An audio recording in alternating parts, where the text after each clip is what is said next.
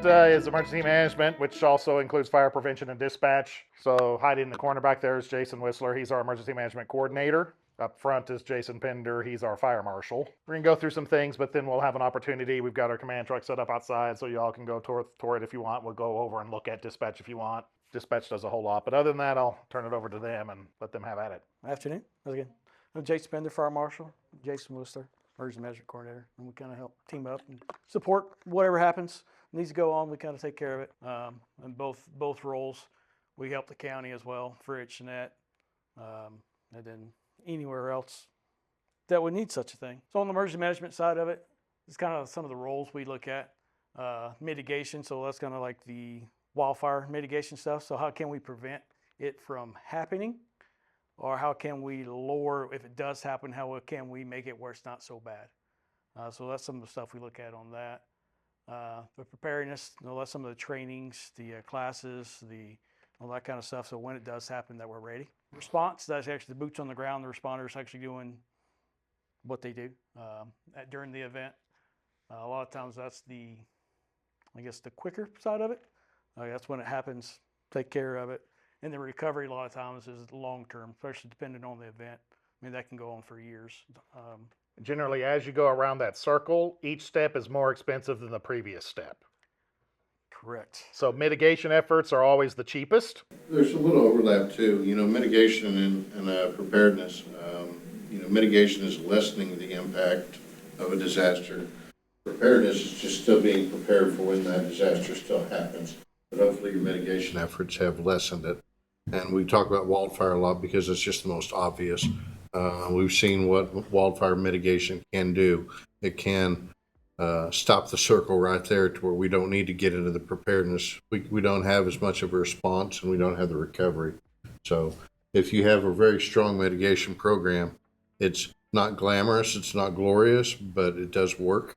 And we're very proud that we do get to work with the fire department and city administration on the mitigation projects, especially fire mitigation. But there's other mitigation we do. We work on mitigation planning for, believe it or not, flooding. We don't have a big problem with flooding around here, but we still have some flood plans in place that we're still, working through and using those plans to help with the preparedness. Those plans and grants also help us fund stormwater projects. And so like the improvements we've done over on 7th Street and Austin Street over the years, that has mitigated the flood risk in that area compared to what it was 20 years ago when I first started. So, there's a lot of examples of things like that. Then, like some things wildfire is one of the things that you could, in theory, mitigate probably 98% of all wildfire to where actually, I think in theory you could 100% mitigate it. Even where if a lightning strikes, there's no fuel to catch. I'm not saying that you can, but it is technically plausible. But like a tornado, we don't have weather control technology, but we can mitigate the impact of life and the impact of property damage if you're built to code, right? So it kind of depends on what the hazard is on how good mitigation is. The thing is, and if you go back and if you're bored and you like reading things, you can go read the report on the Windy Deuce and Smokehouse Creek fire that the little committee investigating it did. They pretty much downplayed all mitigation efforts and focused on funding more for response because that's what was politically convenient because fire departments always want more money, right? But would it have been better investing in new fire response equipment or would it be better in mitigating the hazard? And like I said, just generally as a rule of thumb, as you go around that, it gets more expensive because recovery is by far the most expensive when you have to rebuild everything that was damaged or destroyed. Another example of the difference between the mitigation and preparedness, like Garrett said, the tornadoes, we can't really stop the tornadoes. We can harden infrastructure and be more resilient to it, but one of the things in preparedness that Borger has that a lot of people may not realize is we've got our own radar system up at Stinnett up on the high ground, and that helps us because it's a lot quicker, actually almost 6 minutes quicker than relying on the National Weather Service radar systems. And they're actually now tapping into our radar and utilizing some of our radar data. And we have some great partnerships with the Pantex Department of Energy and News Channel 10 and keeping that radar system up and going. And we have we're in preliminary talks of upgrading, possibly adding a new state-of-the-art radar system up there. So what a lot of people don't understand is like the Nextard radar in Amarillo. The way that it works is it makes one pass and gathers data. Then that data goes into a computer to be analyzed before it can be displayed. So back in 06, when we bought we bought a radar because we had the old weather, when the Weather Service got the Nextad radar, we got their old radar. And so if anybody remembers Channel 11 and the radar screen that used to be on Channel 11 back in the day that just had 3 colors, that was the Weather Service's old radar that was originally put in 1956. So when they went to the Nextad radar in the late 80s, we got that radar. But back then, that solid state radar and what we bought is it displays data as it passes. So it's not crunching all, because Nextad gives you wind direction and rotation and hail diameter and you get a whole lot more information, but because of that, it has to be processed. So back in 06, when we bought that, it took the Weather Service servers 10 minutes to process that data. So the screen that we saw, that the Weather Service saw, was 10 minutes old. By the time they got the newest information, was 10 minutes old. Now, there were a lot of third-party providers, like, a lot of news stations use that information, and the Weather Service puts that out. That took another 4 minutes to upload. So the newest on the newest on the streaming services we were using was 14 minutes old. So when a severe weather storm is moving at 50 miles an hour, that's a lot of distance in 15 minutes. So we invested in that. So what we have is, it doesn't get all the information like the Nextad gets. It gets a lot of it, but we know exactly where it is right now. And so being able to know where the center of it is important. Now it's gotten better. They've upgraded, I think, the Weather Service's panels like 4 to 6 minutes old. And then the public data is like 6 to 8 minutes old. So it's half as quick as it was. But back when we first invested in that, it was 15 minutes. And so 15 minutes at 40 miles an hour is a 3-mile difference.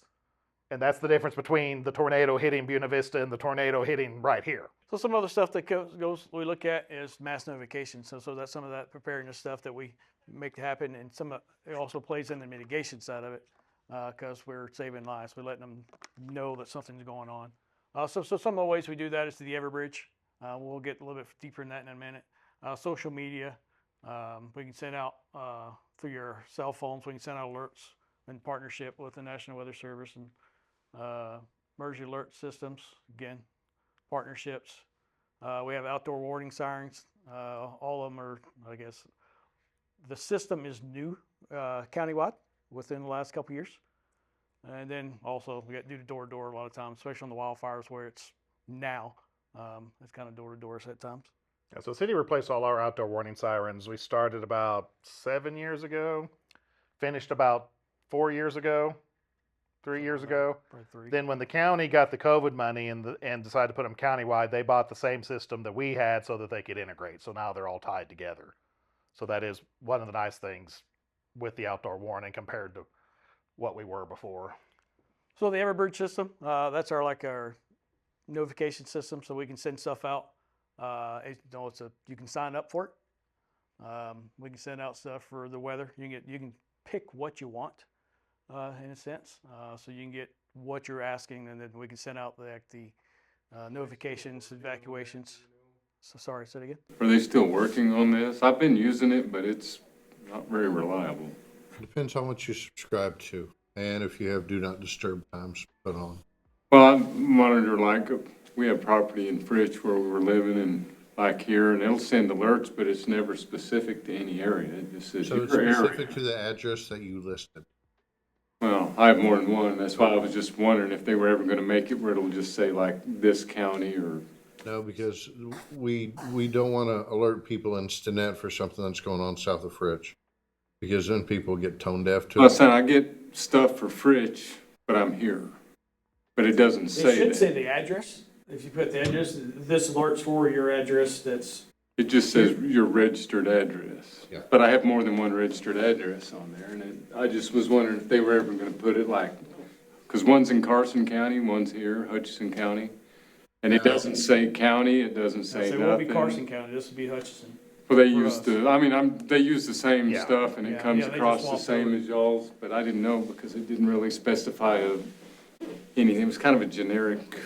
It is generic, and the point of it is to get you to look for more information. It's the same with the outdoor warning sirens. When the sirens go off, we'll use sirens for a wildfire, a hazmat, and, we can sound them off the whole county all at once or just one siren. But the same concept is seek additional information. When you get an alert, look for additional information. So it's all tools we build on each other. It's like all the other We things. use Everbridge to do the WIA alerts, which are the wide area alerts. Those are geographically specific to where your phone is at the time that alert is sent. But those are the most infrequently used alerts because there are, that's like the fire is about to run you over, or the criteria to send out because whether you have Everbridge or not, you will still get that alert. So Everbridge right now, we don't use a lot of the geographic area alerts outside of we use them, but it's based on your registered area. So if one of your registered addresses is in that, you're going to get it. We don't use the active GPS. It's not the GPS. Yeah, because I didn't know how it was set up or nothing like that or, anything. So It's I'm a like, tiered system. So weather alerts are canned messages. They come from the Weather Service, and our Everbridge system is just a pass-through. Then if there's something more severe, like, it could be a boil water notice, it could be a wildfire threat or something like that. Then that's when we actually get in and get to a keyboard and draw a polygon on so the map. like EOC and stuff like that can just shoot out and stuff. So I'm just getting it on one little platform, but it's just, okay. Yeah, so like the weather services, it's still, those messages come in and the polygon doesn't really transfer to Everbridge, I don't think. So it alerts everybody in the county, right? No, it'll still hit the registered location based on the polygon, depending on the weather event. And the Weather Service does send out some alerts that come out look like we're using the same platforms with the Weather Service. They can issue a dust storm warning, for example, and the Weather Service is going to do that. And that's going to go off countywide. Most of the weather related notices you're getting are coming from them, because since the system automatically does it, it doesn't make sense for us to take the time to make another one where you're seeing maybe more from us, or maybe wildfire notices, evacuation notices, and those are where we're more specific with drawing those. If it's just the severe thunderstorm watch or the warnings or the typical things are a little less. Look for the ones with the typos. Those are from us. We'll find it, I'll see it. But it is kind of like Twitter, though, also. I mean, we're really limited on the number of characters we can put out even. So a lot of times we may have to simply say, fire, Southwest Fridge, run. I mean, basically, and it's a character limitation because there's still some old phones out there that will only accept a certain number of characters. And time. How much time we got to push it out. And most of the stuff is not playing events. I mean, this is right now. And time and distance plays a big role into how much we throttle up our warning notices. A 10-acre wildfire out in the pasture, middle of John's Field, you're probably not going to see a thing about it. We're not going to probably put it on Facebook. We're not going to sound the sirens. But a 10-acre wildfire right outside of Sanford, I mean, that's, Sanford doesn't have a fire department. They got a lot of fuel, and so they're going to get a little more attention. So time and distance plays a big factor in what all we use, including the outdoor warning sirens. Well, keep in mind too that especially like fires, we might have more information on the fire than the Weather Service has. So fire warnings or things coming through the National Weather Service, they might be looking for us to get that information. So it's very likely that we put out the alert first. On weather stuff, that's kind of reversed. The Weather Service has all that information first because they get either watches or warnings from the Storm Prediction Center, or they get the warnings from here, and that all goes out. And so weather was almost always probably started from the National Weather Service. Anything else, I would probably 80% of the time is probably started by us. Same thing as outside were warning sirens. Not like when they push out the tornado warnings, whatever, and the sirens go off. Now we can set those off manually, but also if the Pentagon, Octagon, wherever their area, if it comes into our little map, so you can see it in the map. So if their area crosses one of those lines, it's automatically going to set the sirens off. So Just in that area though. And we get a little bit of feedback on that. Sometimes people upset that it went off when they didn't think it should have gone off. But keep in mind that the way that I look at that, I would rather be more careful than not careful enough. But, well, the only reason I actually brung that up is because it doesn't ever say who they're from. Yeah. And that was the wonder, that's why I didn't realize that more than one agency was sending them out. I just thought there was a. Well, right now that is what's one of the nice things with Everbridge is because what we use it, Carson County uses it, Amarillo uses it. And so you can, as you travel through those areas, you can use that one system to kind of pick what you are. So there is, but because of that, you could also be getting the trigger depending on where your registered addresses are.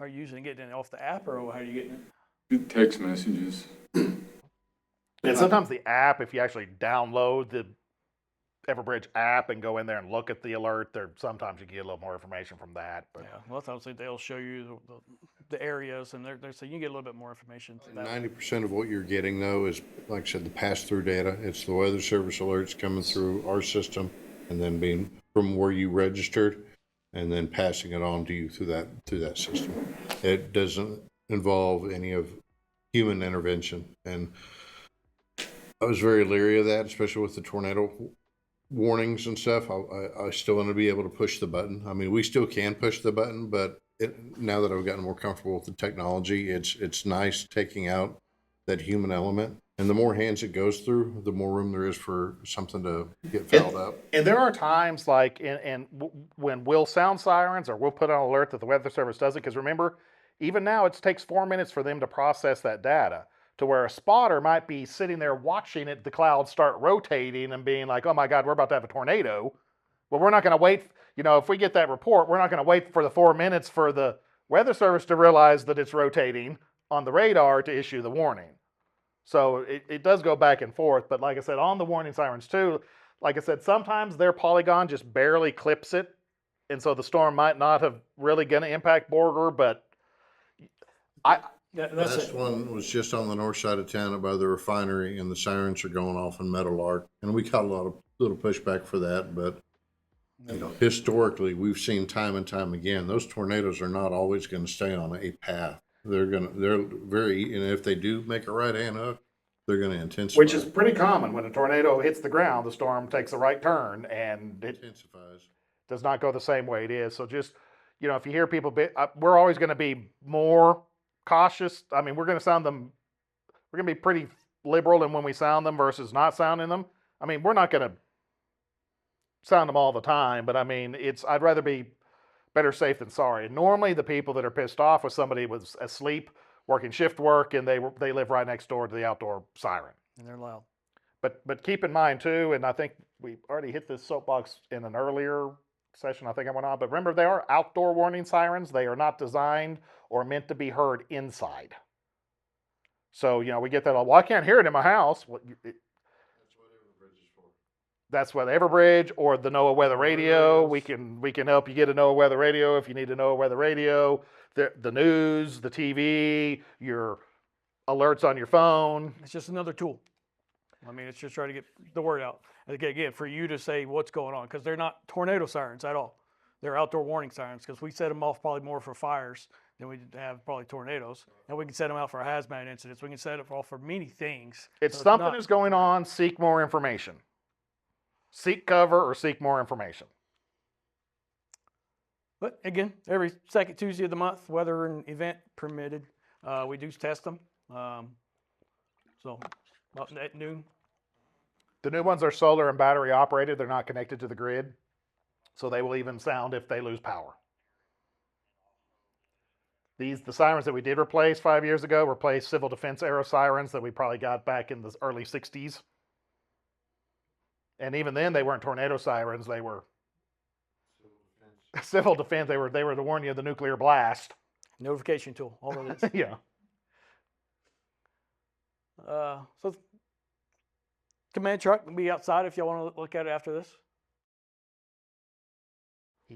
Or support truck, not necessarily command truck. you generally want it somewhere near the staging area, the command post. It needs flat space, so it's not necessarily meant to be right in the middle of the action. But what you'll see is when we get out there, we spec it as not just command, but also rehab. So because it does have the exterior lavatory, so I mean, we can take it to something that's even just a long time event that maybe you're not going to use the command part of it. We've got the cooler, so we can make sure that we've got water. So even if it's just like a fire and you just need the water and the air conditioner inside to get down and cool down, or if it's a cold, like police working a wreck in the middle of winter. I worked a wreck one day when one night when I was on night shift, the ambient temperature was 10 degrees and the wind was blowing like 40. And so, I mean, I freaking froze my ass off. I mean, it'd be nice to have some place just to get in and warm up for a little bit and rotate through, but it can do. It is set up with satellite internet connection and regular cellular connections. We've moved almost all of our city networks hosted in the cloud. So if City Hall got knocked down, we could set that up to be utility billing, and you could go in there and pay your utility bills.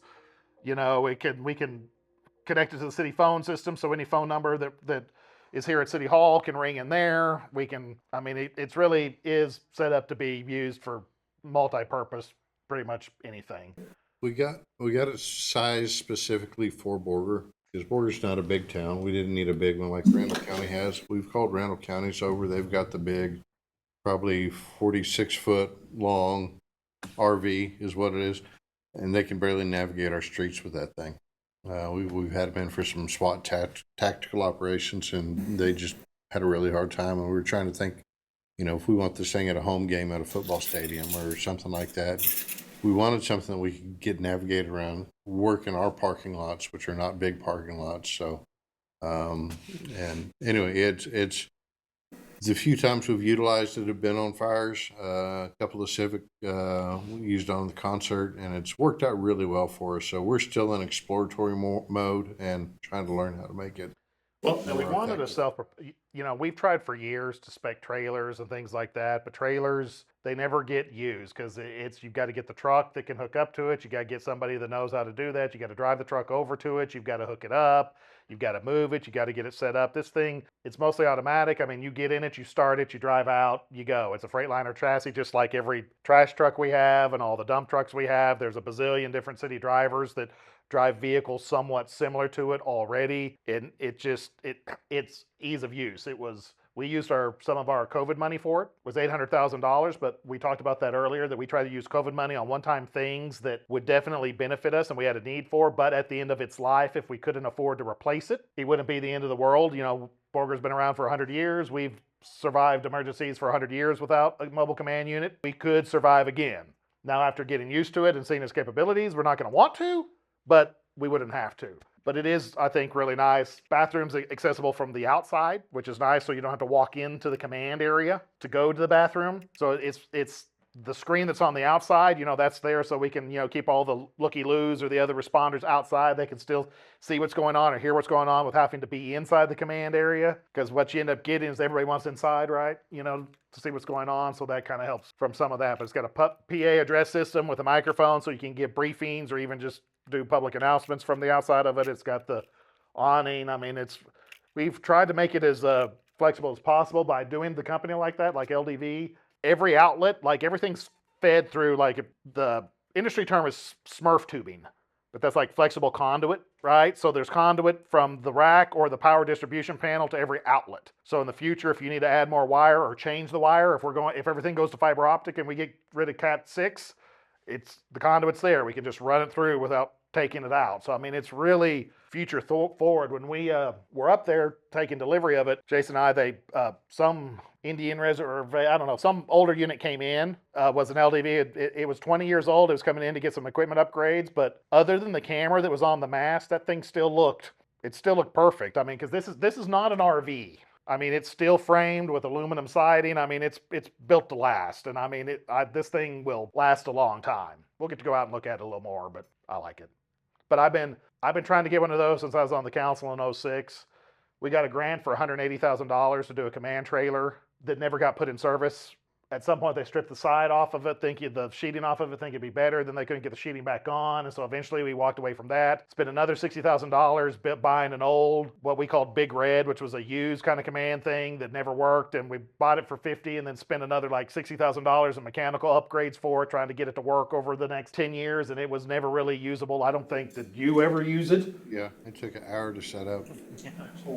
I mean, so by the time we ordered this in the 15 years prior, we spent $800,000 for this. The LDV truck I wanted in 06 was $230,000, but we couldn't spend that. So between 2006 and we bought this one in 2025, it was now $800,000. But in that time frame, we had spent over $400,000 over the years trying to get some sort of command trailer or command truck and never got it. And so I think some of that's like when we talk about the finances, that's why I'm so big on, cheap isn't always cheap. And, if we're going to do it, we need to do it right. And like Indian Reservation or whatever that brought theirs in, I mean, the truck still drove good. It was in a garage. It didn't need any paint work. All they were doing was just upgrading some of the technology. And I think that's exactly how this will be. I think the truck and the functionality of it will be good for 40 or 50 years. All we'll need to do is upgrade computer servers and screens and radios every now and then. So the fire marshal's office, so it's kind of similar to emergency management on how can we prevent fires from happening? Education. If we can prevent them, we don't have to respond to them. So we do, the safety trailer, we'll have a video of it in a minute, just like the truck. We do tours, events, classes, go out and speak places. Inspections, again, I use inspections as not necessarily an enforcement tool, but an education tool.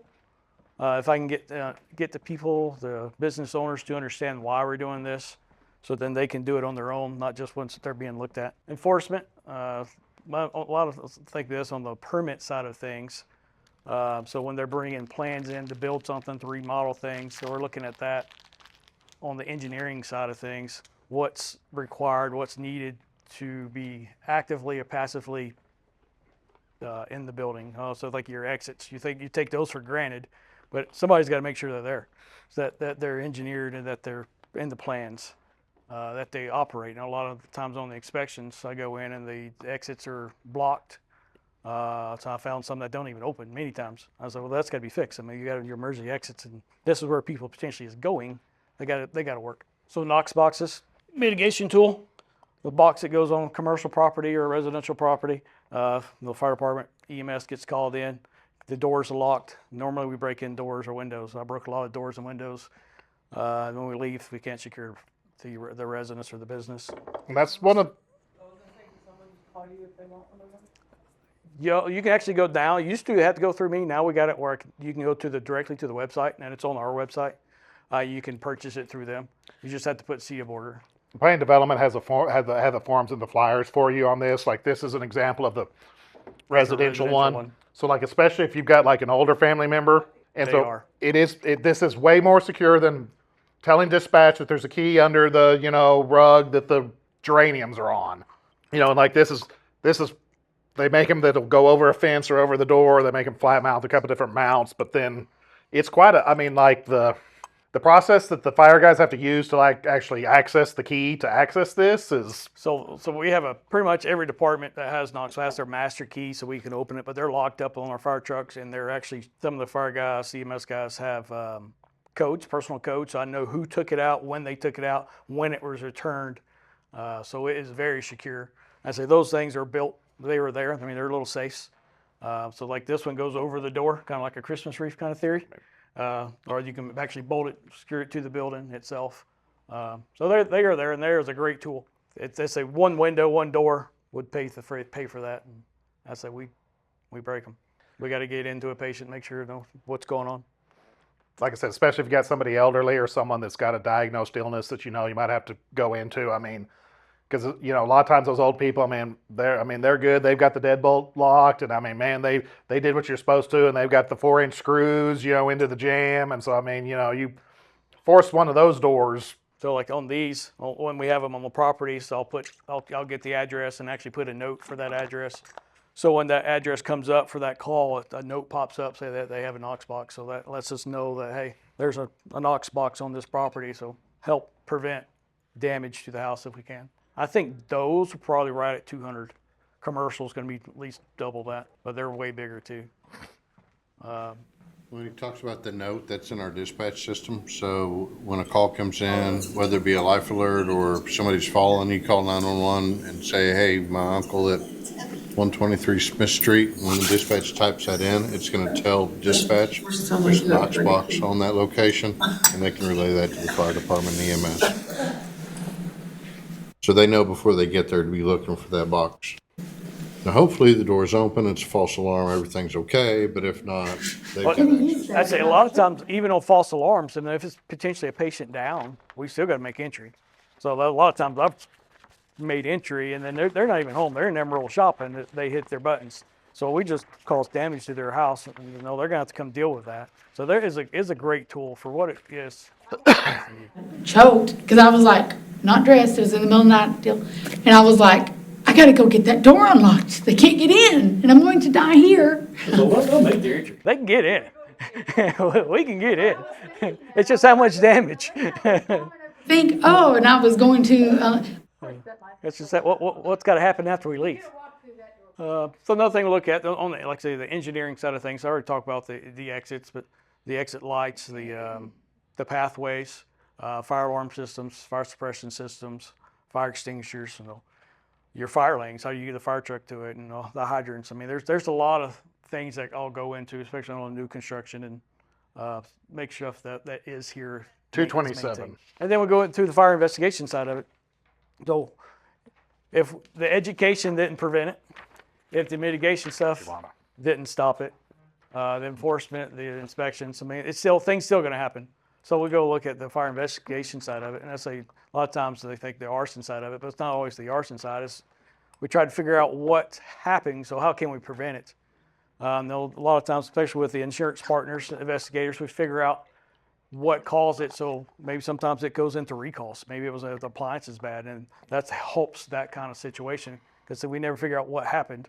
That can never get recalled. So investigations is not just the arson side of things, but. And I will say that in my time as a fire marshal, probably 80% of the fires I investigated were electrical in nature. A lot of times that is an undersized extension cord. I have seen a Christmas tree because it was an artificial tree. They were using it as a nightlight, so they put a blanket over it to make it not as bright, which then heated it up to where the tree caught fire. I did one where they had a DirecTV and they just drilled a hole through the metal siding of the house to run the cable. Those satellite dishes are powered, right? It puts electricity in that cable. Over the time, that bare metal had rubbed into the coax of that cable and had energized the siding and eventually created a short, which caught the insulation on fire inside the wall. Yeah, it's like electrical is a lot of times, especially extension cords. It's like people plug heaters into them. We're just doing an inspection downtown. This was last year, and it was with the maintenance guy, and the maintenance guy knows you don't plug. Because I told him, when we first started this, he saw it before I did. He went and grabbed it, the extension cord and the heater, to unplug it. It was already melted.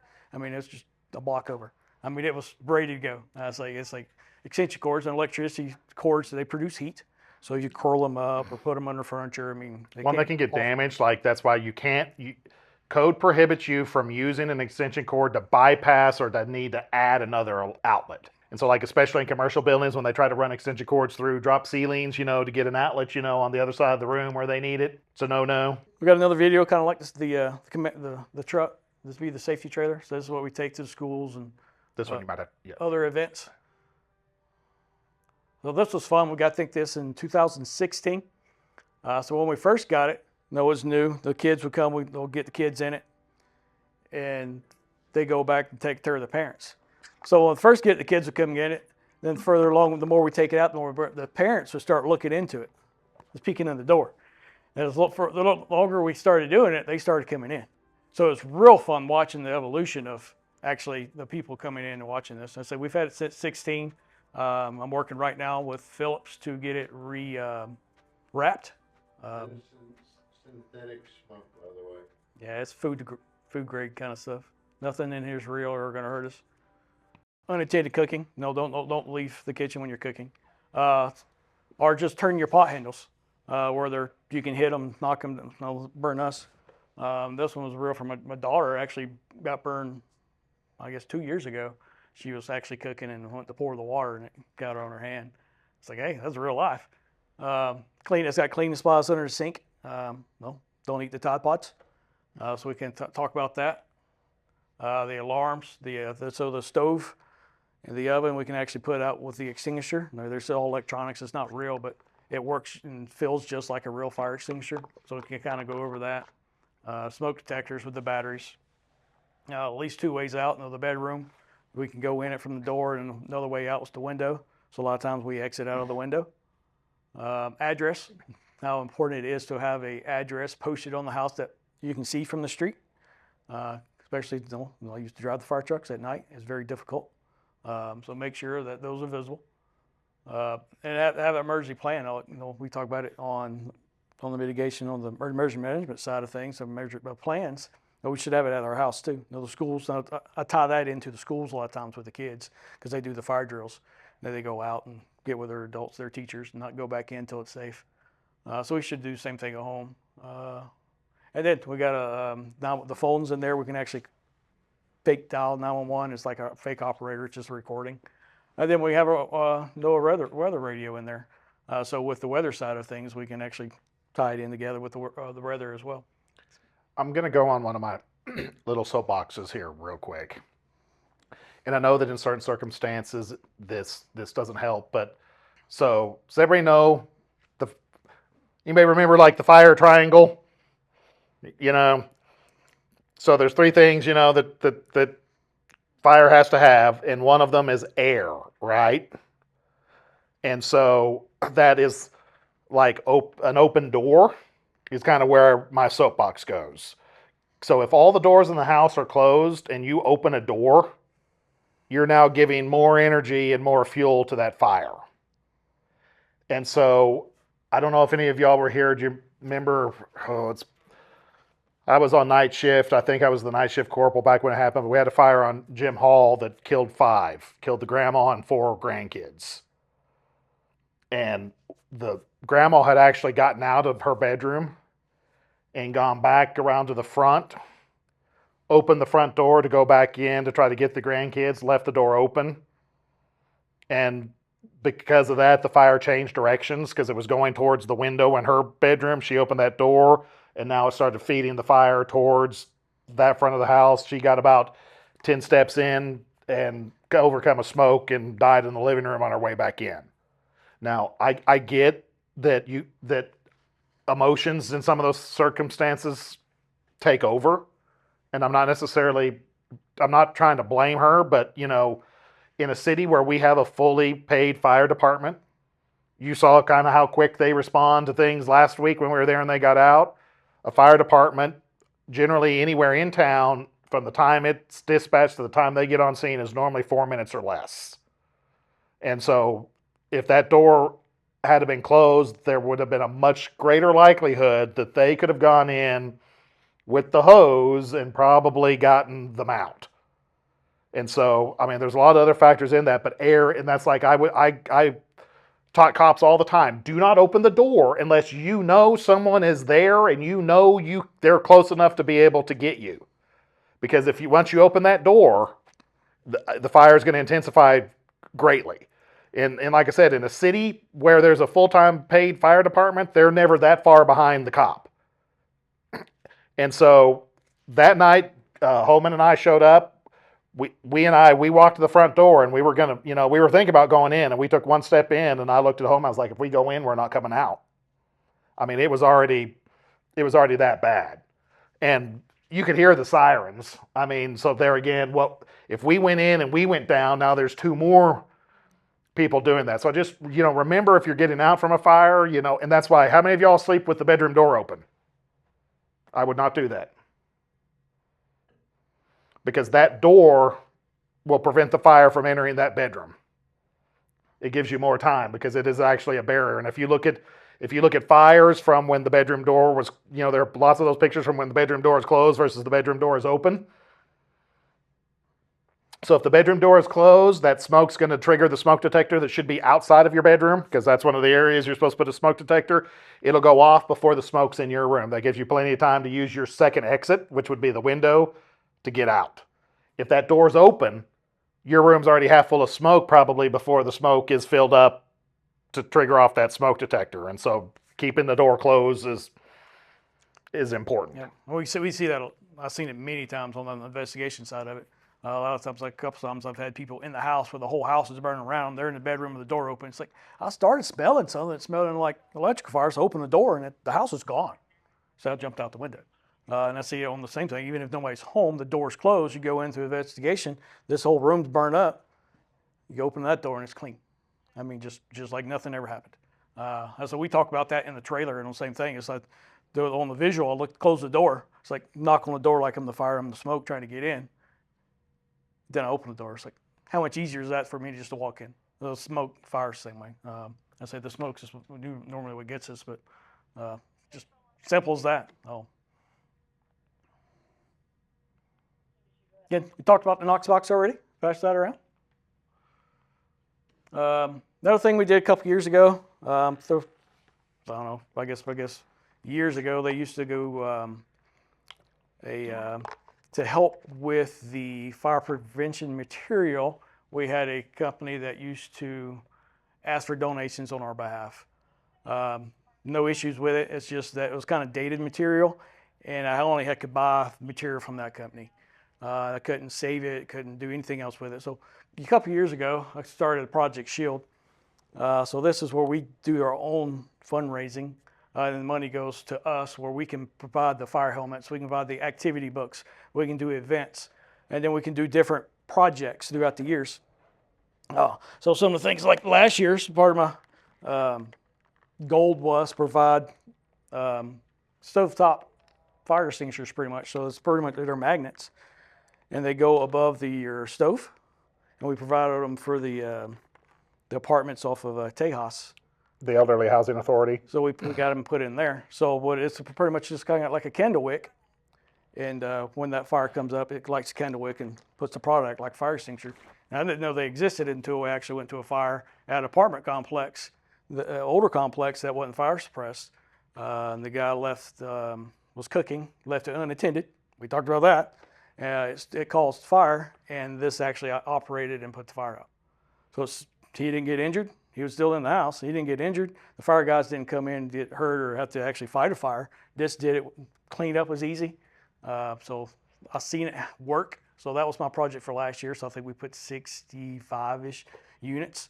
We put those in place. They're pretty reasonable. If you want one, like I said, you just stick it up on your vent hood. And if it ever goes, if you're worried, if you don't think you can throw the blanket or you don't think you can operate the fire extinguisher, set that up there. If ever bowls up enough to light it, the powder goes out. And Yep.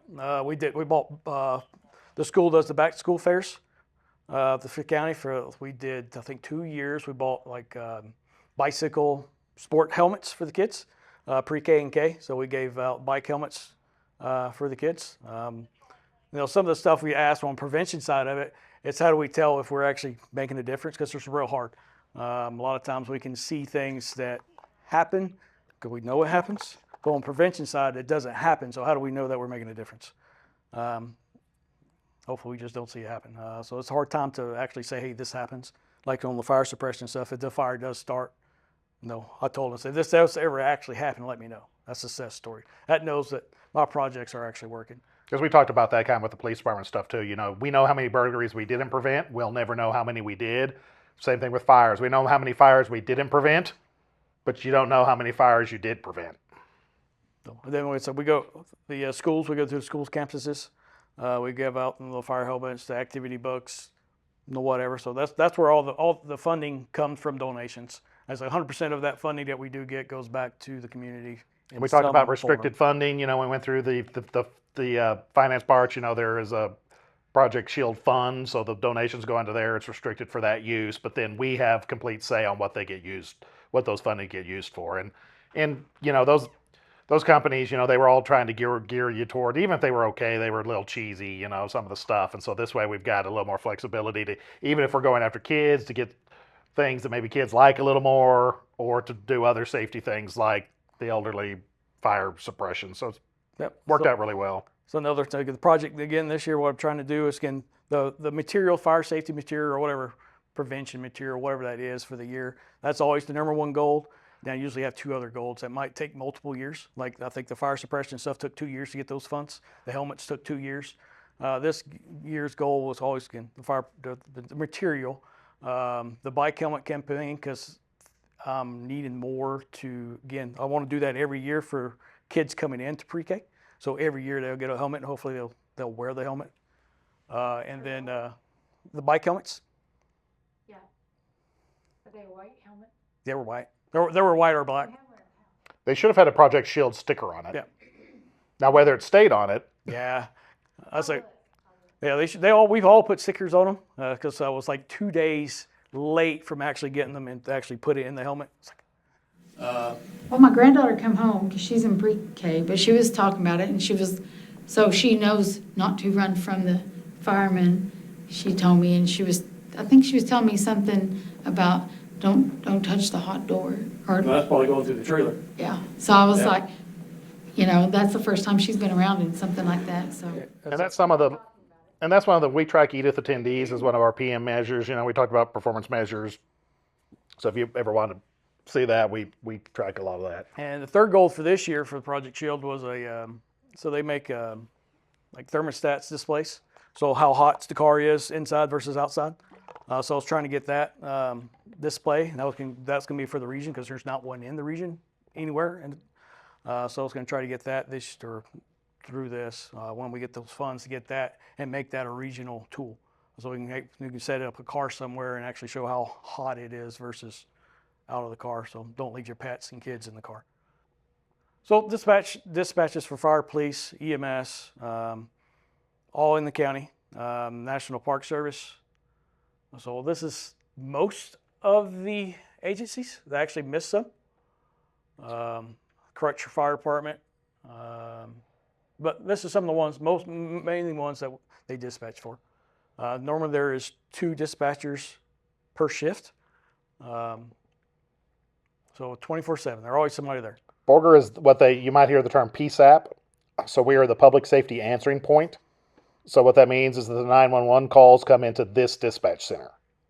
Now we are we then have agreements with all the other agencies, so we then actually dispatch. So we are a regional dispatch center, so calls don't get pushed around. That's not the same in all counties. All counties have one PSAP, but the PSAP might not be the dispatch center for that call. So like when I very first started, the Emerald Comm Center handled EMS calls for the entire panhandle. So if the PSAP got what's the nature of your emergency? If they started saying something medical, hold on, let me transfer you. They transfer it to Emerald Comm Center, who would then handle the call and dispatch the units. It's not uncommon for PSAPs now to transfer county calls into the county dispatch center. So like Amarillo, Amarillo's the public safety answering point, but they only dispatch for stuff inside the city of Amarillo. So if it's outside the city of Amarillo, it goes to Potter County Dispatch or it goes to Randall County Dispatch. So we are all one. We don't send anything anywhere else. So our dispatchers handle all 3 disciplines: police, fire, EMS. We'll talk about protocols here in a minute. That's 14 agencies, and then they monitor like 6 pretty active radio channels, and I think a total like 12 or 10 or 12 radio channels, plus the non-emergency line and the emergency line. So It can be very busy. Normally it's very busy. And if there's a house fire, how many people do you think see that house fire and call it in? Or that car wreck in front of Taco Bell during 5 o'clock? Heck, the worst was we were having a Christmas get together I think last year, and there was a cow out in front of Walmart. I bet every 3 seconds somebody called for this. And you'd think it was an alien. I mean, there were so many calls. It's just something so simple, but And then we also, if like Pampas, if their center goes down or for whatever, it comes to us as well. So there's back. Pampas calls roll to us. Our calls roll to Dumas. So like if it gets a big thing and we're not answering your calls and it's going too long or there are too many people, and there is a chance a Dumas dispatcher might pick up the call for you. I was coming to Borger. I was off work coming to Borger for something, and I came up to a motorcycle wreck. So I called 911. Trying to give orders. This is what I need. This is what I got. It's like, who is this? Same thing. There were so many people called that they all went to Dumas, so they wouldn't be able to help me as far as me telling them what I need and what's going on. Because then what happens is they end up trying to take down information and then call the dispatch center on the non-emergency line saying, hey, I got a call about this. And 911's going. I mean, they're answering 911 call because that's priority. So this is kind of last year's numbers. Over 9,000 911 calls. 34,000 of other calls handled by dispatch. so keep in mind that's 2,900. 25 911 calls a day on average. And hold on, the stupid new calculator doesn't reset. 95 total calls every single day, answered by one of 11 employees when we have 11 employees. And if you know someone that wants to be a dispatcher, we are hiring. Dispatch is that's one of the hardest jobs we have to fill, because it definitely has skills and abilities that you have to have, but it's hard to interview or to pre-screen those skills or abilities until you get in the room. And so we have a little bit of, that's probably the least. So we measure the percentage of employees that make it off probation, and dispatch has the lowest percentage of that, just because there are a lot of times people get in there and they just can't do it. They had a good personality. It's not that they don't want to do it, but I mean, listening to 6 radio channels at the same time, trying to enter data and answer the phone and listen to 911 and enter all that data, it can be a lot. And not even just that side of it, the emotional side of it. I mean, you're listening to the people's worst day. When I was at the PD, I was in there one time when a guy called and committed suicide on 911. Shot himself in the head right there. He was one of those who wanted to make sure that he didn't want his family to find him, but he had it made up. So he called 911, said, I'm going to kill myself. This is my address. And she was trying to talk him down, and boom.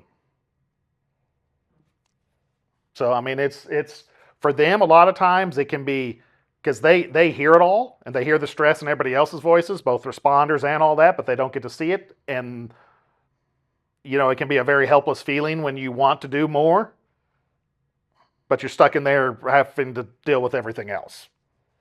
And sometimes the closure, you never know how it ends. You get all these upfront details, and then it goes to the officers or the fire department or wherever it goes, to the hospital, and you never know how it ends. So, I mean, there's a mentally hard job as well. Those current numbers. So we're headed up probably every year for the most part. We're probably adding more and more. And the problem is with some of that stuff is dispatch has also become Everything. the phone book, you know, the 211, you know, there are things like that, but it's, you know, my pet peeve when I was over there is if your power goes out, dispatch does not know when your power is going to come back on. We don't, as you've seen, we don't run the electric company. Calling dispatch to tell them your power is out isn't going to help get it restored any quicker, and they don't have any other information more than what you're going to get from Excel.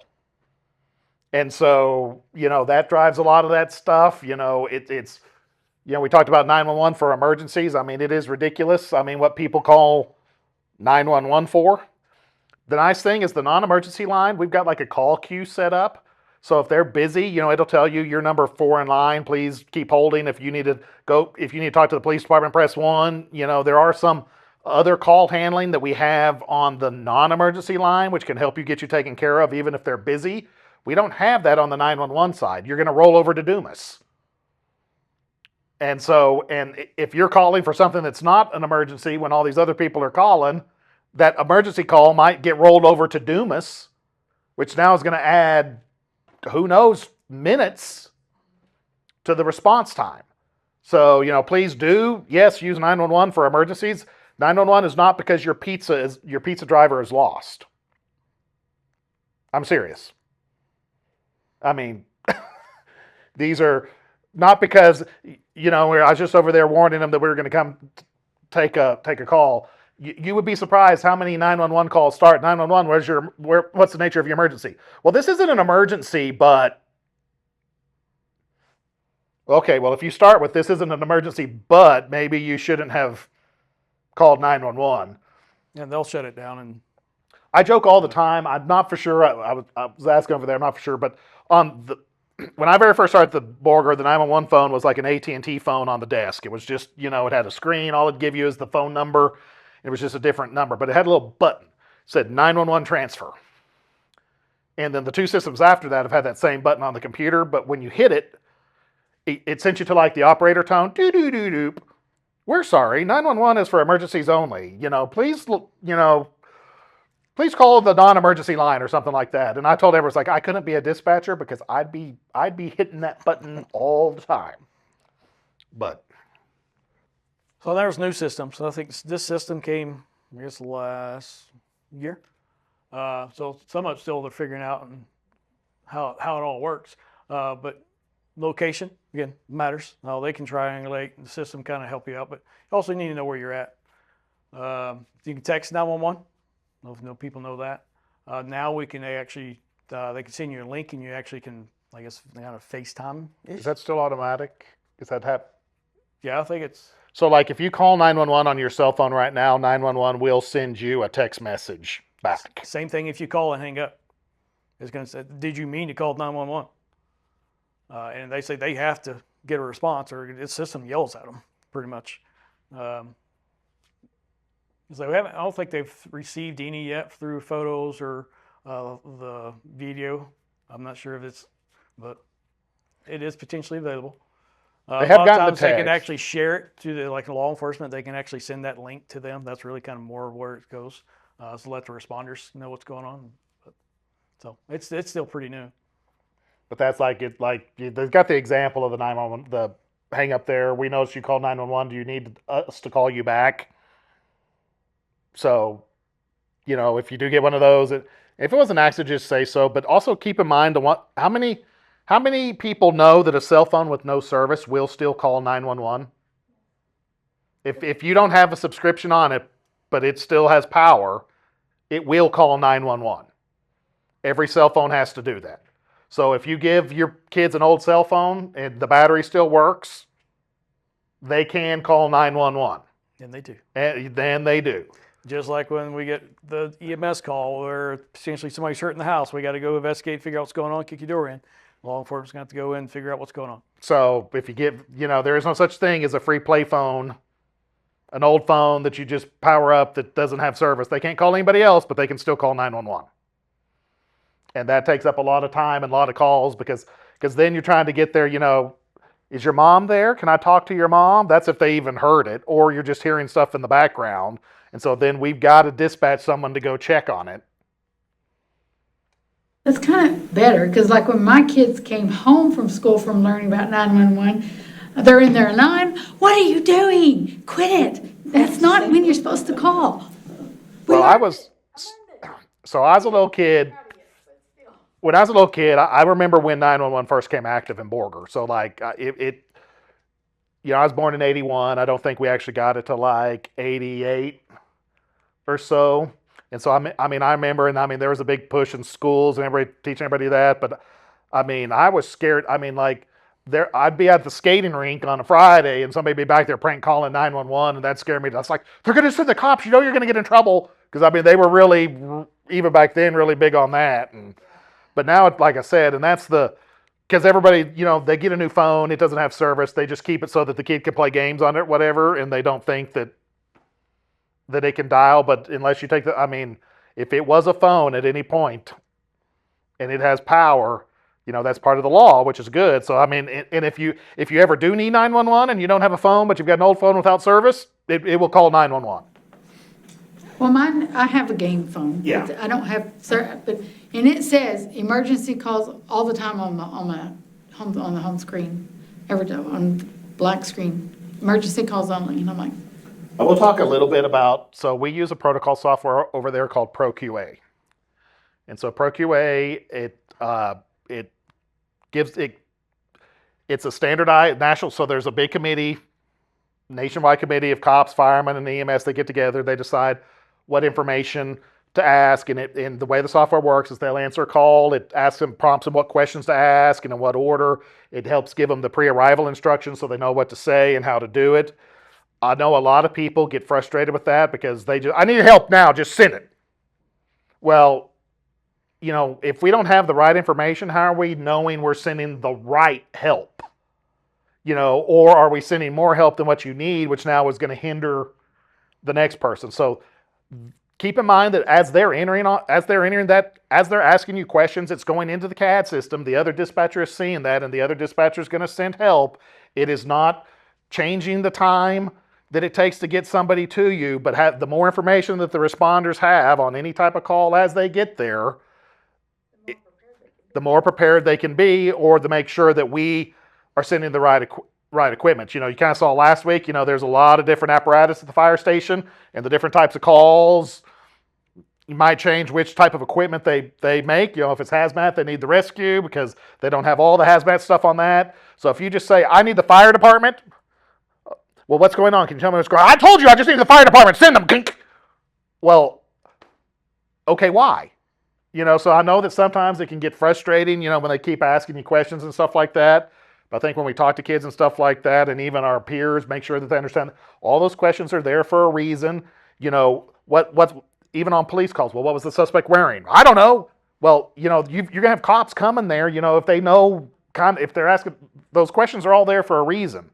And if they give you, and then getting to the pre-arrival instructions, close the door. If it's a fire, close the door, back away, don't let anybody in. Stand out at the front curb and direct the fire department when they get there. If anything changes, let me know.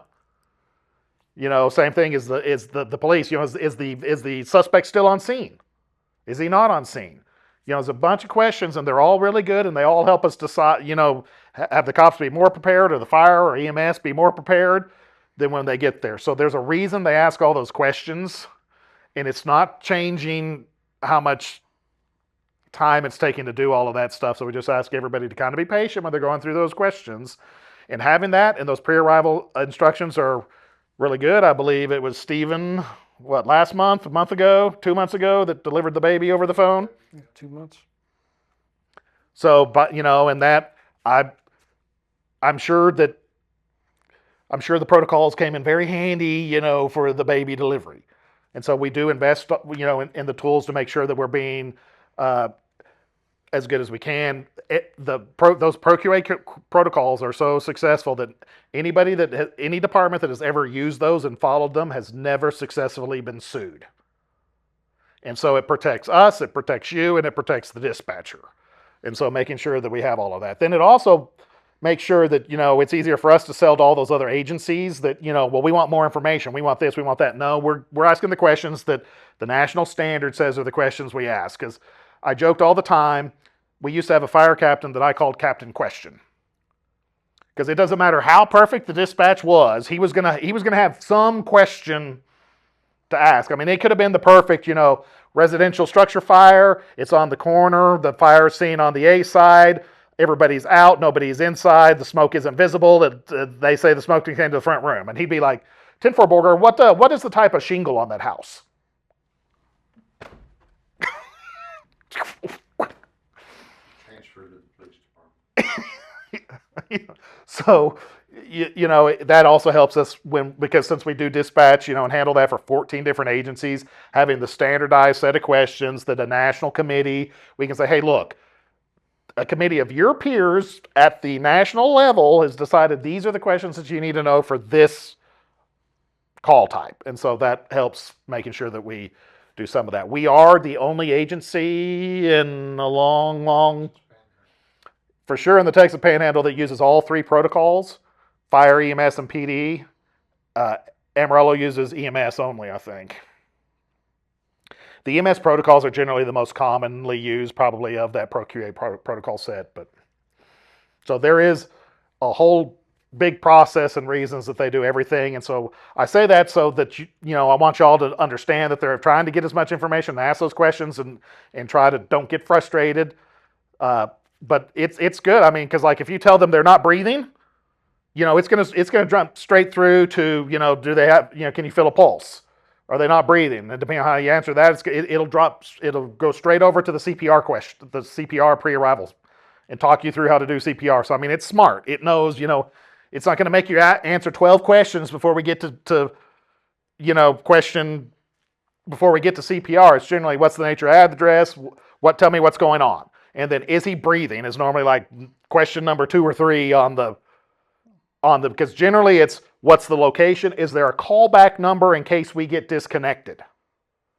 So that's up there pretty early, because if you hang up or something happens, I mean, they need, and everything else after that's not going to matter if they don't know how to call you back or what it is. And then it's, are they breathing? So in 3 questions, if they're not breathing, it's telling the other dispatcher to send units, and it's telling this dispatcher to start giving the CPR protocols and checking pulse and things like that. So it takes it like if all I could do is get 911 and called and stuff. Does it pings your phone? You can basically. So. Yeah, and so the accuracy of that depends on your phone. What type of phone is, but it does now. So like when the call comes in now, it gives the address, it gives the phone number, the name of the person that it's registered to, and the GPS location. Now, if it's a landline, it will give you the actual address of it. If it's a cell phone, it will show a point. But that point, the accuracy of that point is very dependent on your phone. So like if you've got a brand new iPhone, it's probably going to be pretty darn accurate. If you're like my mom, who's still got her iPhone 7 or whatever the hell it is, or if you're using that flip phone because by God you like your flip phone. And sometimes if it doesn't have a GPS, it's going to give the cell phone tower address. And they have other tools. If whatever reason they can't GPS, they can ask you some questions, and it'll pinpoint it pretty close to other things as well. But it is still kind of like, even like the police department, talked about, be mindful of your location and get some things. And because, I mean, GPS helps a lot, but sometimes like on the Panhandle Highway, you might not have good enough signal to get a GPS. And I can't tell you how many, well, where are you? Well, we're 3 miles north of Panhandle, and end up being like 2 miles south of Borger. And I don't necessarily blame anybody for that, because I mean, it's easy to get I've driven that road so much, I can pretty much tell you at any given point how many miles I am from Panhandle or Borger. But, it is always kind of be mindful, especially on those roads that, well, have you reached the 4-6 ranch yet? Well, the what? Trying to think, looking back, it's like, even if you call 911, you think that time when you call to when they respond to get there is forever long. I've been on that side of it. It's like, man, it takes for a long time. But like, no, that wasn't nothing. I mean, in real time, that's not a whole lot of time. It's just, man, when that thing's going on, it's just, time's going so slow that you think it's a long time. I even called them not on the non-emergency, but I was going to work. I had to be work at 3:30 in the morning. So it's 2:30 in the morning. Or between that and 3, and I'm like past this car that was over, but it did not look like it had just been pulled over. It was like off and up and crooked, and I'm like, oh no, something's not right with that car. So I turned, but I'm like, I don't want to go looking at this car alone. And I called them and verified it was empty, but I was like, what if they'd had a heart attack or something? If it would have been me, I was on that road a lot by myself. Well, a lot of times, like I came up on a crash on 207. It was before the 4-6 headquarters is that curve right before that, and so I came up to it. I called dispatch, and they'd had some other calls, and they said it was 10 miles south of Borger. I was like, oh no, we're like about, because they were getting ready to send Panhandle, because you're about 16 miles from Panhandle, so 10 miles south is closer to Panhandle. I was like, no, we're between Borger and the 4-6 headquarters. We're closer to Borger. I'd say right here we're about, I think, 6 miles south of Borger. And I think when they measured it out, we were like 6.5 or 7. So that really matters. And that was back before the GPS was really good on the cell phones like it is now. This was like, I think we were 3 911 systems ago. 911 is operated, anybody heard of the Panhandle Regional Planning Commission, PRPC? So they're a regional council of governments. They handled the 911 system for everybody but Potter, Randall, and Amarillo. So the 26 counties of the Panhandle, they administer that. All the tax, the cell phone tax that you see for 911 and on your phone bills, that all goes into them to handle all of that stuff. And they're really good at making sure that we've got all the latest technology and we update that. Like I said, just since I've been at City Hall, they've updated it, I think, 3 times just in the last 6 years. So, I mean, we're definitely staying up with that, and they do keep up with that. So we That's one thing where regionally I think we're pretty good with the text to 911 or the photos now, the updated GPS, the mapping, all of that stuff we've been pretty good on. But it is, don't assume that we're going to know where you are. We get said a lot of times is you call something in, but you keep driving. So they can, if they are pinging you, you're pinging you where you're at, not unless necessarily where it was. Like some wildfires out in the middle of nowhere. I mean, where's it gonna? I was like, yeah. So good information, collect it, provide it. I think that's all the slides we got. You already- Other dispatch questions, anything before we Questions? kind of go look around and see a few things? Like I said, I think dispatch, it's for a center our size and for, I mean, it's not uncommon. I mean, everybody kind of handles it, but like Moore County, the SO handles their own stuff, so it comes into Dumas, but they've got to transfer the calls if it's outside the city limits. So that's fairly common. Pampa's probably the closest to us. I think Pampa handles most of the dispatching, but I don't think they do the SO either. I think Gray County. So, not, it's not uncommon for sheriffs not to play well with all others because, they're elected. So by God, they don't, they can do whatever. I don't mean that like personally. It's just kind of how counties are designed. But other than that, borgertexas.gov/alerts. If you sign up for Everbridge, you can sign up for like non-emergency community type alerts on there too. We do send out some of those type of things. Being signed up, we use that a lot during COVID. We had a special alert changes for COVID alerts, and we can send out ways to get people signed up for separate lists depending on what it is that's going on. Did we do one for donations during the wildfires for that? Did we set up? Yeah, hotline set up. But didn't we set up a hashtag or something with the Everbridge too? So there are ways for us to use it unique, so we do use that pretty good. And like I said, the we alerts will hit you whether you're signed up or not, but we do send out a lot of things that are only if you're signed up. We get a lot. There are a whole lot of those options. Like, I've gone through and unchecked pretty much everything because I'm kind of in it. But like, I don't want watches, so I uncheck all the watches. I don't do. Was lightning on there? Is there something that I was getting? It's lightning. Don't sign up for lightning. Yeah. So if you get lightning detected, you're getting alerts in there. So Every time there's a lightning strike from one storm, so you can end up with hundreds of them. I need to take that one off. but you can be as alerted as you want or as unalerted as you want. And so in one of those is community events and the like non-emergency things in there. So you can double check with that, but it is pretty useful. Speakers on either end of it. You've got a wireless mic in there, so that kind of like it's in an emergency briefing, or if it's at a community event, depending on what you're doing. The 3-body ice chest.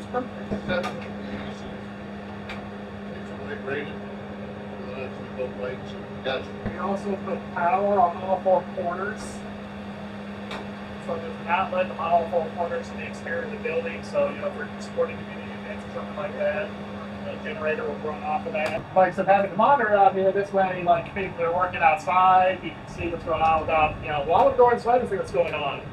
When you watch here and doing the radio out here, so if you're using it as like staging, you can, work from here and still communicate with people, running staging or whatever it might be.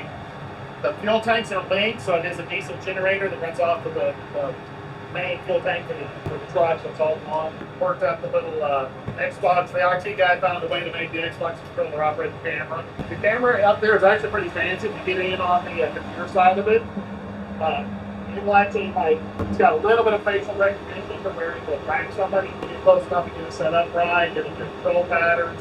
Get it super stable and it'll zoom in. If you park this up on the hill and get that up, it gives you pretty good situational awareness from a distance. A lot of times, like with the PD's drone that y'all saw, we can have a drone on one side, we have a drone on one screen, this camera on the other, and so you can kind of go back and forth and give you a lot of different angles, I think. You can see how stable it is because it's pretty windy, but it's got the software correcting stabilization.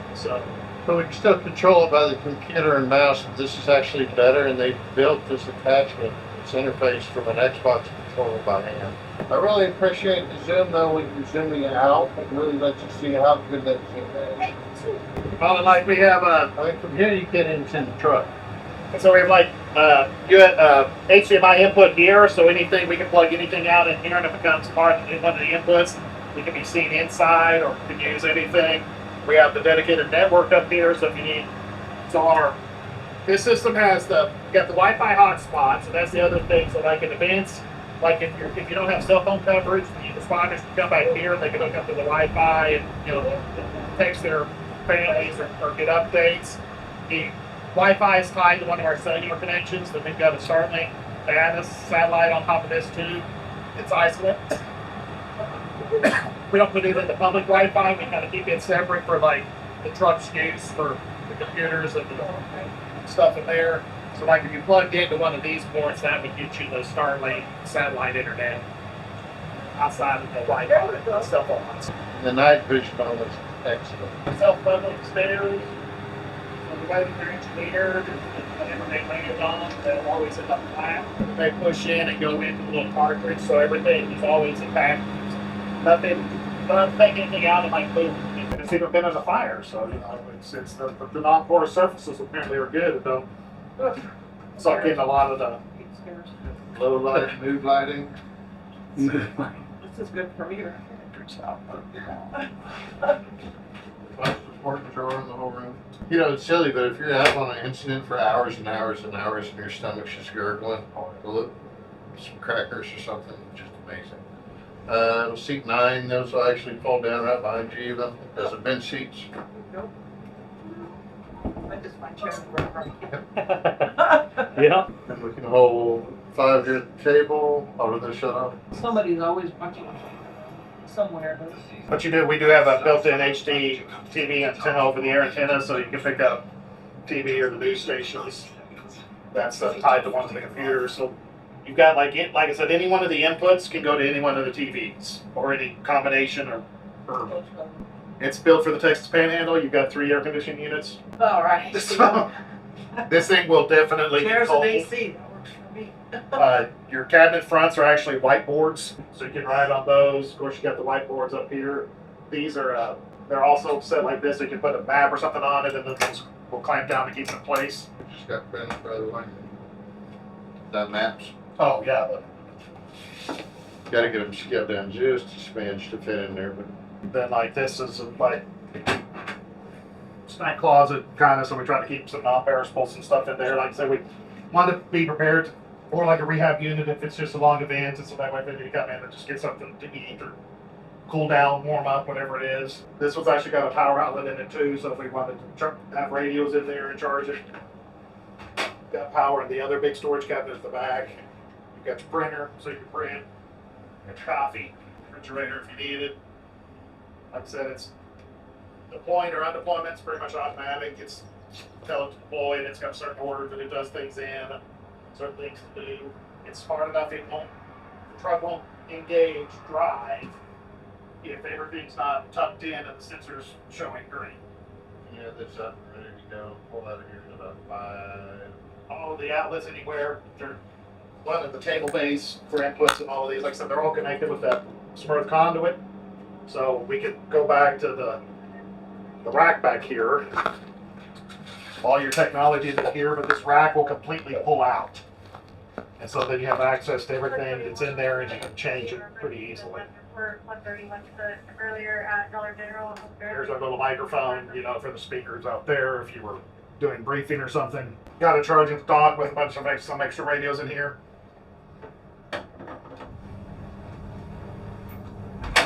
See some blankets in there, and then like I said, kind of the 2 workstations back at the back were kind of set up for like mobile dispatch or something. So you can put some dispatchers back there. You've got the little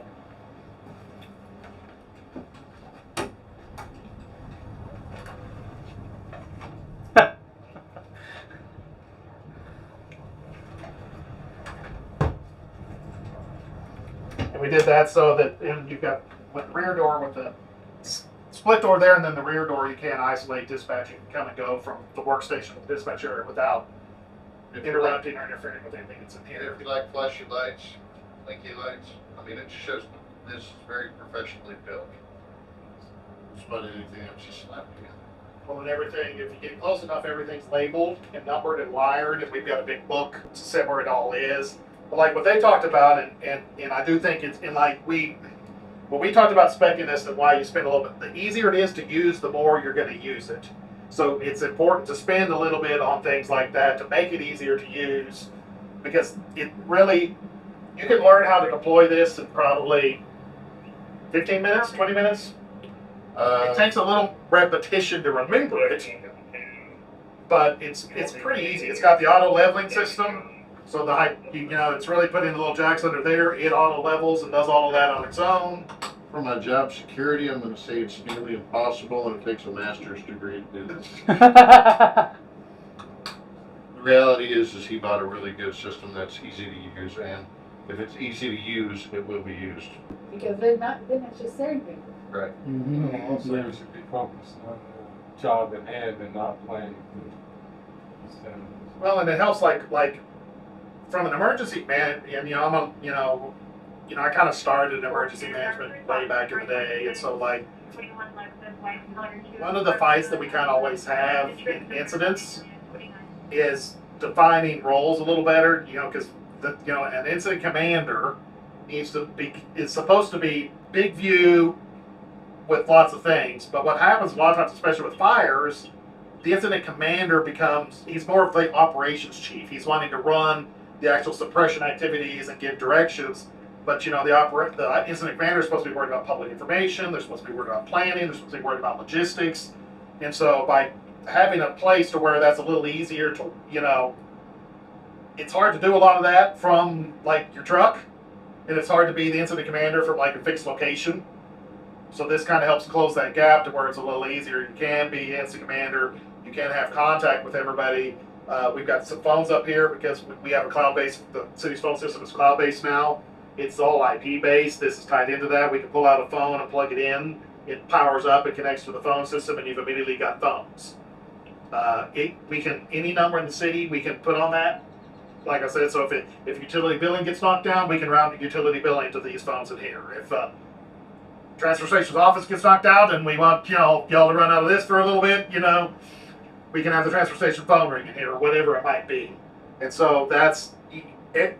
You can have all the tools that you need that's in the EOC closer to the incident, which allows the EOC to do more of the higher level things, because that tends to be the other thing, is they want the EOC to do all the incident commander things, because the incident commander is really the ops chief. I had a friend of mine had a really good phrase. He talked about watch the fire, not the flames. The fire is the totality. It's the incident, the fire, putting the fire out, getting people evacuated, getting people fed once they're evacuated. Where do we evacuate them to?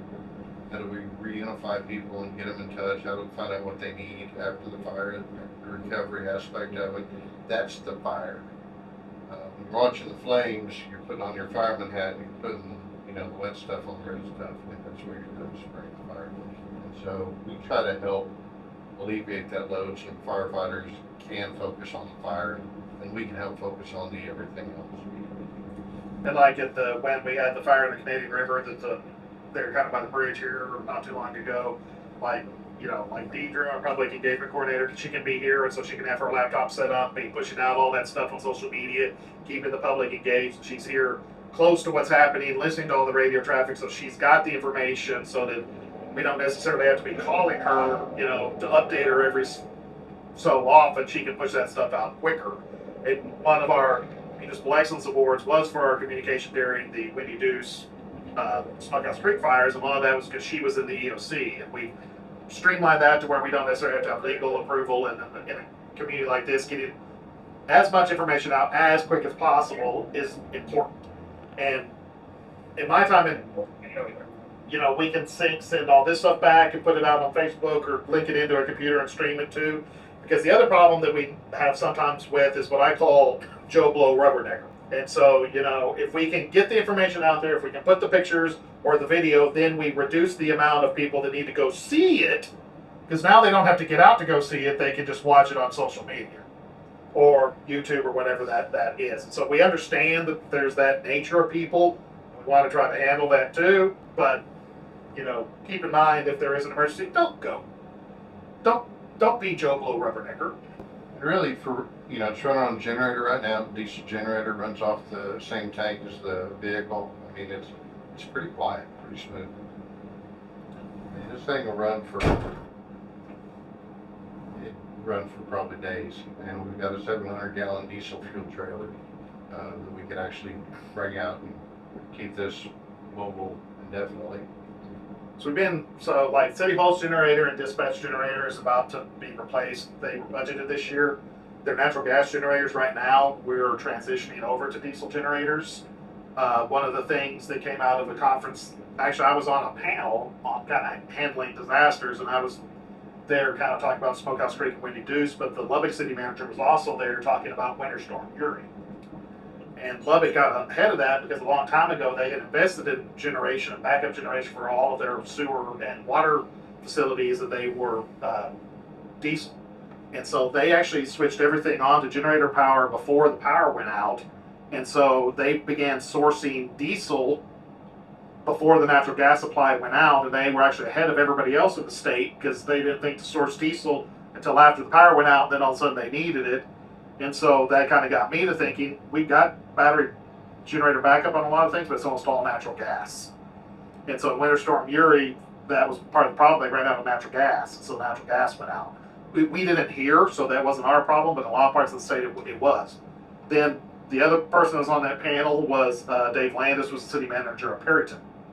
And when the tornado went through Perryton, they had to turn off the natural gas for 3 weeks. There was no natural gas in Perryton for 3 weeks because so many, they didn't know where all the leaks were, and it's a big problem. Well, we're definitely possibly exposed to tornado just as much as anybody else, so that kind of got us rethinking. But then by having diesel and now that diesel trailer, the diesel trailer can also then fuel this if we need it. It can haul fuel out to fill up fire trucks that are fighting wildfires if they need it.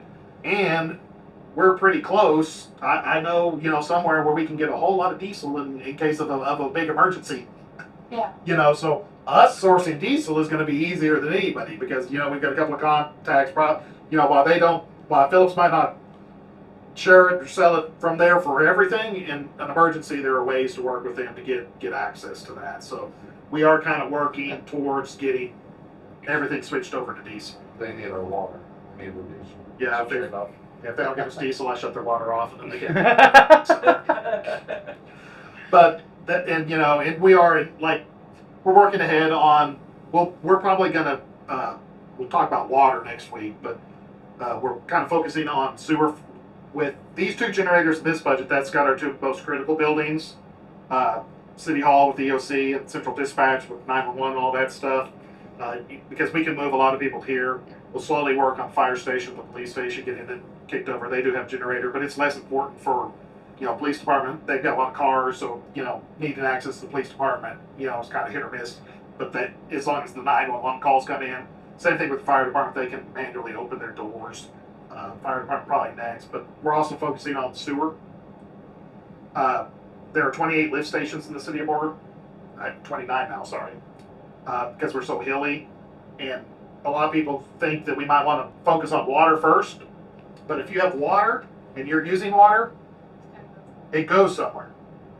And if the lift stations aren't pumping and the wastewater treatment plant isn't processing, those overflow and they spill raw sewage. So I need to have the raw sewage process taken care of with backup power before the fresh water, because getting you drinking water in like we'll talk about this again next week, but we elevate about 10 million gallons of water, which means we can gravity feed 10 million gallons of water. If we shut off the industry, residential water use is about 1 million and a half a day.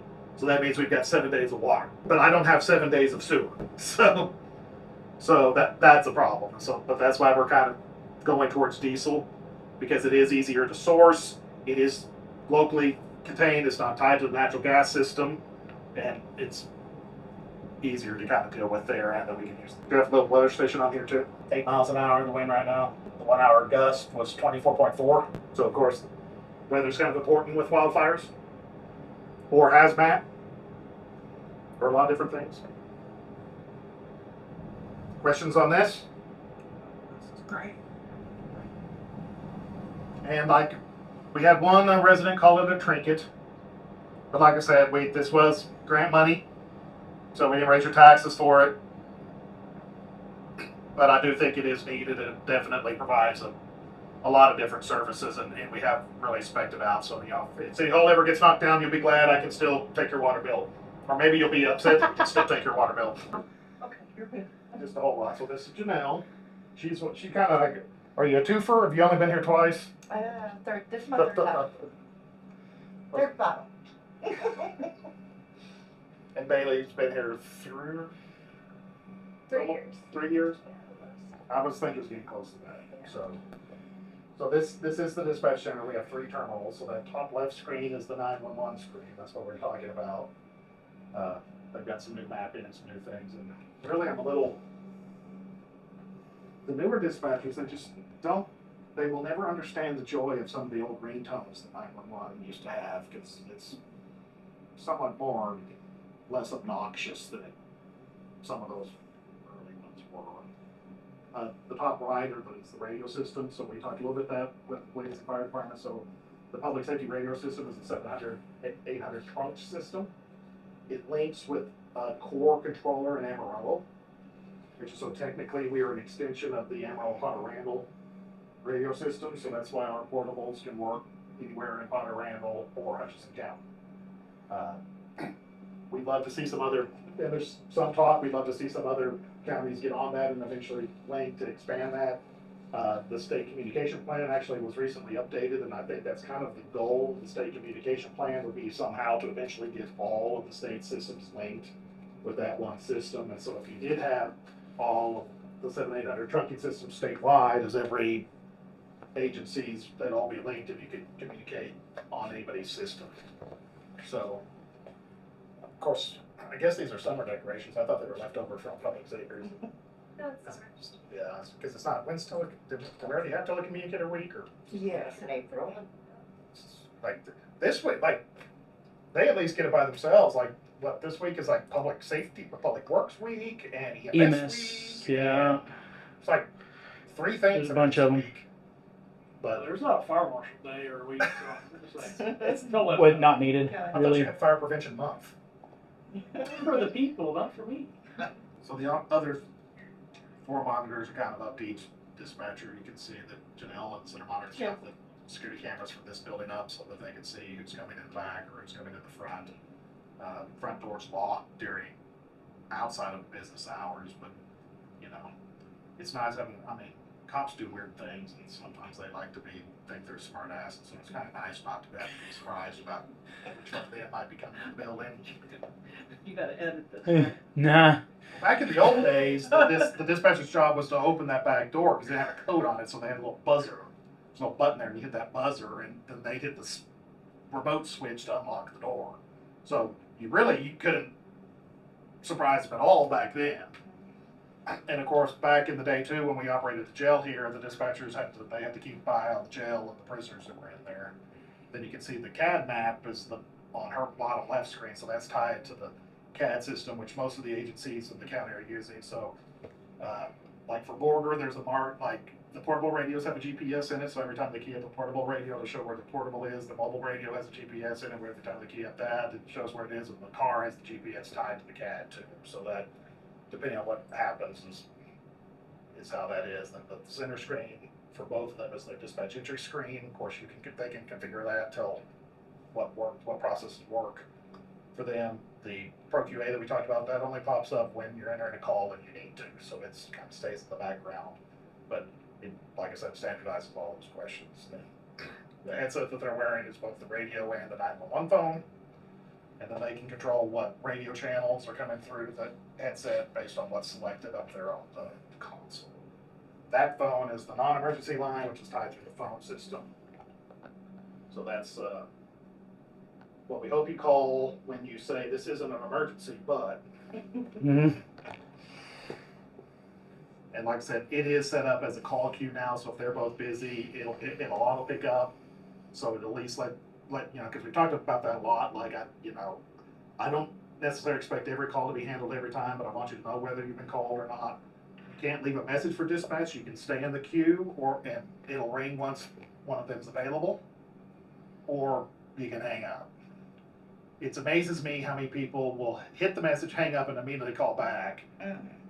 and then hang up and keep doing. Well, I've been trying to get off. Well, if they would have just fucking stayed on the line, they would have gone through, which it is. But that's set up so that if one of them leaves, they can. If they put that phone in do not disturb, it won't ring that phone. It won't go to that one. If she's on the phone, it puts them in the queue. So that way, at least you know why nobody's picking it up, because before just ring and ring and ring and ring and ring and ring and ring and ring and ring and ring and ring. And to me, that's worse than, you've reached Borger Central Dispatch. We're sorry, all of our call takers are currently handling other calls. Stay on the line. We'll be with you just as soon as we can. But it's amazing how many people just hang up and then call right back. So that we do have that kind of setup. So don't be. I'm telling you, if it picks up, they're bit. We talked about that 14 agencies, 12 radio channels, 911, and So yeah, anything happens in Hutchinson County comes through here, regardless of what the agency is, statewide or local or county. Right here. So like I said, I'll say it in front of them just so that they know that I said it. Be patient and understanding. So with the text messages, do y'all get a lot of those, or is it mainly just calls? Mainly calls. We haven't gotten too many text messages. We still haven't done a whole lot of public education. Yeah, well, I've been meaning to get with Sydney on it, and we just haven't made time to do it. So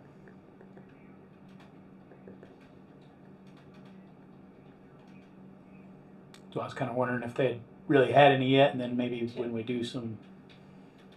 I think, I would say a call is still better if you're in a position to call, because they can type and enter information in the CAD without having to go typing in 2 different locations to respond to your text and respond We have to the to call. switch back and forth. If we have to, because our computer is on a different keyboard than our normal one. So if someone texts, we have to click text, type, click computer, type. So it would be a lot quicker. And so, there is definitely a time when text is appropriate. Somebody's breaking into your house and you're afraid they're going to hear you, so you're hiding in the closet or hiding under the bed. Yes, by all means, do text. If you can't talk. Yeah. I will. Texting is easier than the Press the button. Can you the not AD, breathe? the- Are you choking? the TTY. Push it one time. The TTY stuff is, they're all trained in that. There's a process to do that, but text is quicker and simpler and easier than that. So if you need that would be easier, but if you've got the time and you've got the space, the voice is definitely.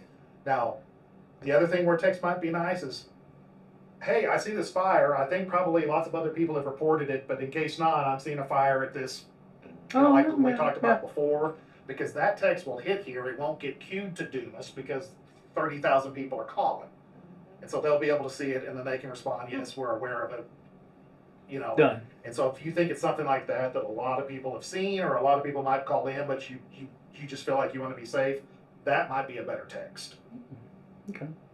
Because the text they will queue, and they'll see all of that, to where the calls will eventually roll over. And then the video calling, or So we don't do that. okay. They have a link. Do they still get the link for that? I think so. But we don't do the video. Okay. We were told we're not doing that. Okay. Yet. Yeah. Here. Okay. Gotcha. But like Emerald, I think Emerald does it. Uh-huh. Tampa does it. Yeah. In Carson County, I believe. They've been slowly rolling that out. Of course, you remember Emerald Part Randall's in their own 911 district. Everybody else is in the regional 911 district, and so they roll. A lot of times they roll that out depending on where the technology goes first. And video is. There's some stuff we don't want to see. Yeah. Yeah. So. And I tend to think it would probably be most often used Inappropriate. in a situation where it really didn't matter. Even if it was, probably 99% of the calls aren't going to need video. There's no need in it. Where the video might be helpful, I don't know where I'm at. I don't know what street I'm on. Yeah. Sure. That would be good for it. But you could still do text photos, or does that same thing? I'm not sure on that. I'll have to ask. I was just looking at some of the dispatch slides, so I was just trying to. She had the generic slides from the information, so I think it should be able to do that. But like I know the new map she was showing earlier, we've got street view on the maps now, so Oh, okay. you know, even if you're not quite familiar with the area, Visual. not that you can if you want. I mean, it's just a Google Street View. If you've seen Google Street View on Google Yeah. Maps, I mean, it's We can put our little person. Okay.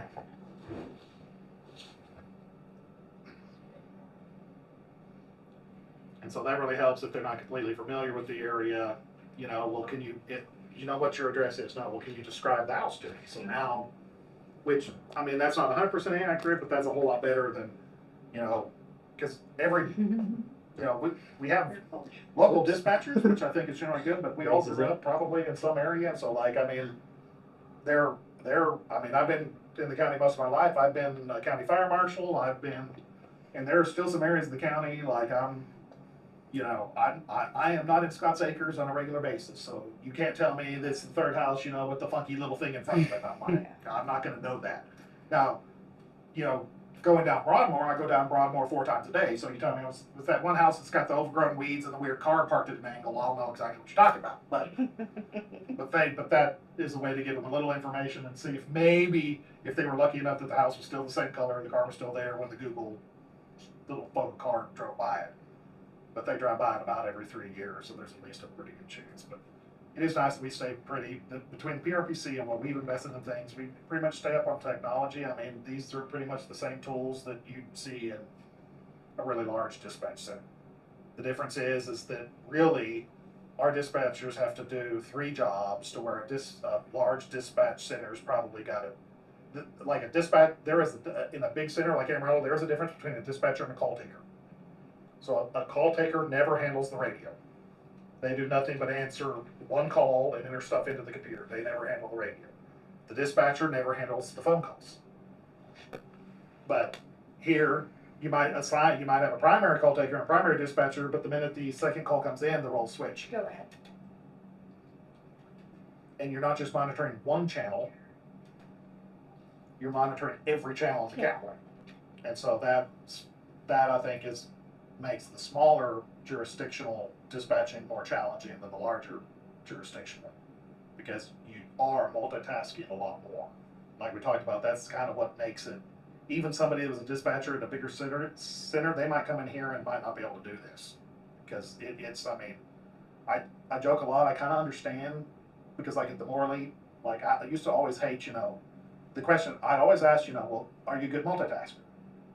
Well, nobody's gonna say no. I suck at that. I mean, they're all gonna say, oh yeah, I'm a great multitasker. And then I put them behind concession, and they're doing like one soda at a time. And I'm like, you know, why are you not putting ice in the next cup? And you know, while the 44-ounce cup's heavy enough that don't keep it, you know, it'll hold it back so you can get a bag of popcorn while it's filling up. That's very much the same thing that happens to happen in here. And it's a lot of times, like a lot of our public safety, it can be long periods of not a lot, and then short periods of To the fan. anything and everything. Usually happens when your partner steps out. Restroom break. You know, I understand a little bit of that, because like I said, when I started the police department, there would be times where there was only one dispatcher, and when the dispatcher had to go to the bathroom, the cop had to sit in there and be the dispatcher. And so that's generally also when everything went to hell. And it was because you know, we used to have a sally port out there, and so if a dispatch, normally at night, what we do is we'd relieve the dispatcher for their smoke break for those that smoked, and we had the little buzzer that unclicked the door. Well, when you unclick the door, it made a pretty loud noise.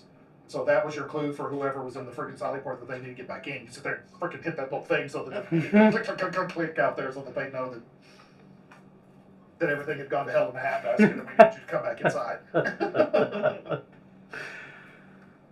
So I hate that I'm old enough to be able to have stories from 3 or 4 different types of configurations of technology, but you know, they're like we've seen in almost all the other departments. I mean, we are trying to, you know, equip them with the technology that makes their job as easy as it can be, and trying to stay on the forefront of that. But they do have sit stands, so like these whole consoles, that's why this one's higher. You can raise it up or raise it down, so they can stand. They've got little lights if they want them to look like it got pushed back because nobody uses them. They got little air vents back there too. So you've got active ventilation in these systems. They've got pretty deep consoles for all the computers, and it pushes air through them to help keep everything cool. So you've got the little bit of separated glass, so they're, because it's important in our size that the dispatchers can kind of communicate. You know, you kind of need to be close enough to, because you could be working the same thing, but also it's separated just enough that you're not, you know. And the newest system with the headsets in it is so much, because used to, the only thing that was in your ear was the selected channel audio, so over the speakers was all the other audio, and then you had 911 going off, and then the phone going off, and this was a pretty noisy place. So now it's much, I think better to operate kind of like that. Maybe bad if you got guests, because if you're not good like me, I can hear when something happens, which might get quiet. But they have their own bathroom now, which I guess they like that. Probably depends on who you're working with. Got the little snack kitchen area. I think that would have been, personally, I think that would have been better off just with the one that's across the hall. I've never, generally in the dispatch center, you know, the dispatch floor, you don't mix and match that. Because the way that I have always thought that I'm not saying they have to be here 12 hours straight. You know, I think they need a break, and when you need a break, I think you need to leave the floor and be on a break. So, you know, we handle Class C misdemeanors and city ordinance violations that are written inside the city by city cops. If you're pulled over by a sheriff's deputy inside the city, it's still gonna go to the JP precinct based on where he pulled you over at. The one thing I normally like to add about, so I think we kind of talked about this. But just keep in mind, like we talked about, that, you know, we don't make money off of tickets or anything enforcement like this. I think that we talked about that in the finance section. So, you know, we make about $22 off of every citation that's paid. But this is the courtroom in case you ever need to come. So this was originally the courtroom when they built this building. Then they moved the courtroom. Actually, the judge moved downstairs in City Hall, and they just doubled the council room as the courtroom because the police department needed more space. And so this, for the longest time, was CID, the detectives. So Whisler spent a few times. Used to be Bob's right there. And then the lobby used to be divided into two little quasi-storage rooms / lab, so that door used to go into a kind of closed-in thing. So, Also one of the offices. so it definitely functions. And like I said, when we built this building, the old police station, you know, you saw that picture, they kind of that stucco thing. It was all of, like, seriously, it was 25 feet by 120 feet. So it was like, and it did go all the way back because the jail was still there. So it was like 2,200 square feet. So this building is like 6,000 square feet, with 4,000 of it being the police side. So when they built it, that was twice as much space as they had in the old building. So they thought that was a lot. But then there again, then computers came and all that other technology came. And keep in mind, evidence back in the day was fingerprints. So, any other questions tonight? Back to City Hall, but that's all we have for you this week. Next week is utilities, water, sewer, utility billing, water conservation.